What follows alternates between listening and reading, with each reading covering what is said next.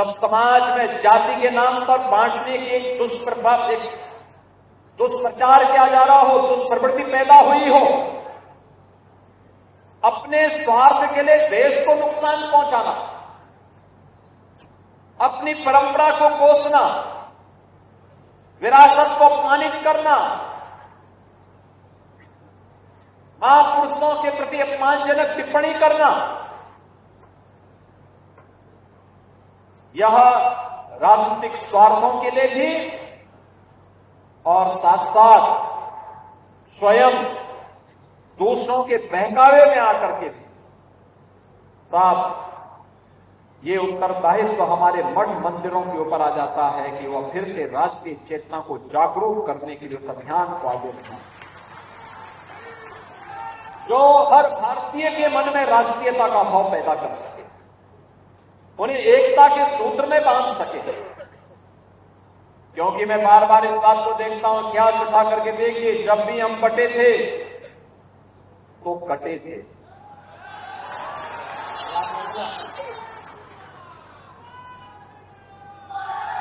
एक थे तो नेक थे।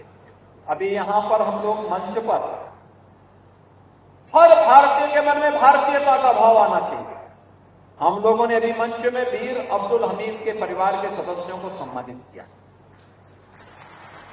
भारत का परमवीर चक्र भारत माता के सपूत को प्राप्त हुआ, जिन्होंने 1965 के युद्ध में दुश्मन देश पाकिस्तान को नागों चने जमाने में भारत माता के पुत्र के रूप में अपने दायित्व का निर्वहन किया।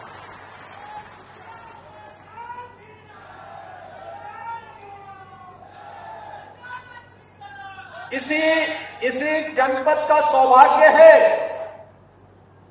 इस जनपद ने महावीर चक्र विजेता पांडे जी के परिवार के सदस्यों को भी अभी हमने मंच पे सम्मानित किया। और देश के अंदर सर्वाधिक सैनिक देने वाला गांव गहबर भी इसी जनपद में है। सर्वाधिक हर नागरिक को इससे गौरव की अनुभूति करनी चाहिए कि हम इस जनपद में हैं, जो देश के लिए सर्वाधिक सैनिक देता है एक गांव। गांव में अगर आप देखते हैं तो एक गांवर है और एक बुलंदशहर में गांव है। बहनों और भाइयों, ये हमारा राष्ट्रीय दायित्व बनता है और उस दायित्व के लिए हम लोग हमेशा भगवान श्री कृष्ण की इस वाणी को, उनके उस उपदेश को अपने जीवन का हिस्सा मानते हैं कि परित्राणाय साधूनाम विनाशाय दुष्कृताम्। सज्जनों का हर हाल में संरक्षण होना चाहिए। इसके लिए विकास के कार्य भी होने चाहिए, मठ मंदिरों के पुनरुद्धार के लिए भी सहयोग किया जाना चाहिए।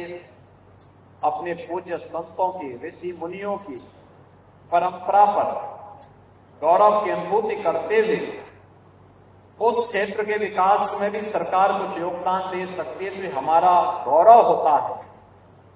संस्कृत के शिक्षा के प्रचार प्रसार में योगदान देने के लिए सरकार पूरी प्रतिबद्धता के साथ कार्य कर रही है, लेकिन साथ साथ अपराध और अपराधियों, माफिया और माफिया प्रवृत्ति के तत्वों के लिए जीरो टॉलरेंस की नीति के तहत भी कार्य करने का कार्य सरकार कर रही है, क्योंकि इसके बगैर कुछ नहीं हो सकता। क्योंकि यही तो भगवान राम और भगवान कृष्ण की शिक्षा है। अच्छा कोई भी करे उसका समर्थन करिए, हर प्रकार से इसे आगे बढ़ाने के लिए प्रेरित करिए। इसके लिए परिवार से ऊपर उठकर, परिवारवाद से ऊपर उठ करके, जाति से ऊपर उठ करके, क्षेत्र से ऊपर उठ करके, भाषा से ऊपर उठ करके हमें एकजुट होकर के कार्य करना होगा। लेकिन अगर कोई व्यक्ति, हमारा कितना भी सगा क्यों न हो, अगर वह व्यक्ति राष्ट्रीयता को क्षति पहुंचा रहा है, भारत और भारतीयता को नुकसान पहुंचा रहा है, तो फिर हम लोगों को उसका जवाब देने के लिए भी समाज को तैयार करना होगा, अपने आप को तैयार करना होगा। आज सरकार इन सब मूल्यों और आदर्शों की स्थापना के लिए निरंतर प्रयत्नशील है। आज ये मेरा सौभाग्य है कि 900 वर्षों की आध्यात्मिक विरासत, उच्च आध्यात्मिक विरासत के प्रति हमारा ये सिद्ध पीठ हत्याराम मठ में आज मुझे यहाँ पे दर्शन करने, पूजन करने का सौभाग्य प्राप्त हुआ।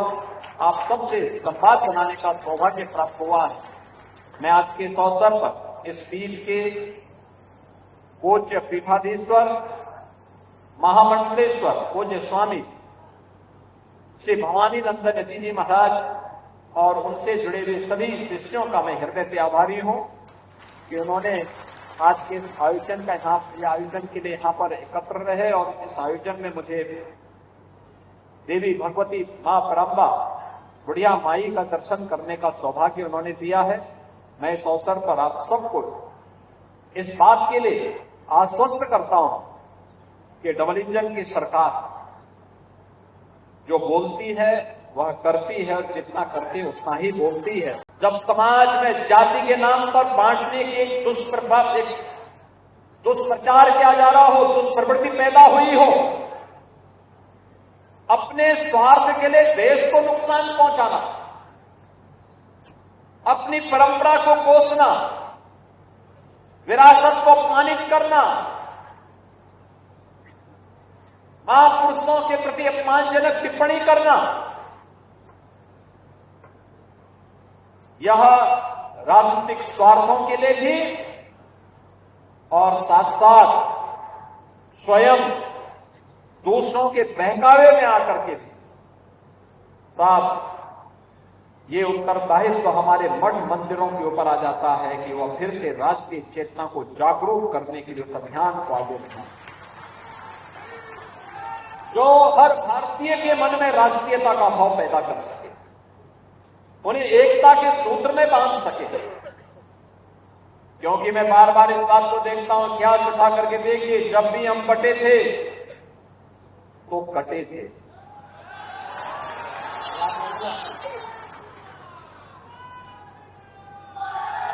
एक थे तो नेक थे। अभी यहां पर हम लोग मंच पर हर भारतीय के मन में भारतीयता का भाव आना चाहिए। हम लोगों ने अभी मंच में वीर अब्दुल हमीद के परिवार के सदस्यों को सम्मानित किया। भारत का परमवीर चक्र भारत माता के सपूत को प्राप्त हुआ, जिन्होंने 1965 के युद्ध में दुश्मन देश पाकिस्तान को नागों चने जमाने में भारत माता के पुत्र के रूप में दायित्व का निर्माण किया।